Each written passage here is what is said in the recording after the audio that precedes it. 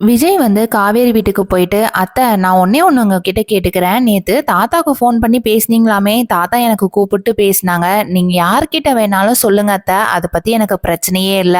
ஆனா ஒண்ணே ஒண்ணு, நான் காவேரிய இந்த வீட்ட விட்டு கூட்டிட்டு போறேனா இல்லையான்னு மட்டும் பாருங்க." இதை கேட்டு சாரதா வந்து பயங்கரமா டென்ஷன் ஆகுது. ஆனா காவேரி மனசுக்குள்ள ரொம்பவே சந்தோஷமா இருக்கு. அப்பாடா எப்படியாவது விஜய் வந்து நம்மளை கூட்டிட்டு போறேன்னு சொல்லிட்டாரே. அப்போ விஜய் மனசுல நம்ம எவ்வளவோ இடம் பிடிச்சிருக்கோம் போல. அந்த வெண்ணிலா வந்து இல்ல போல.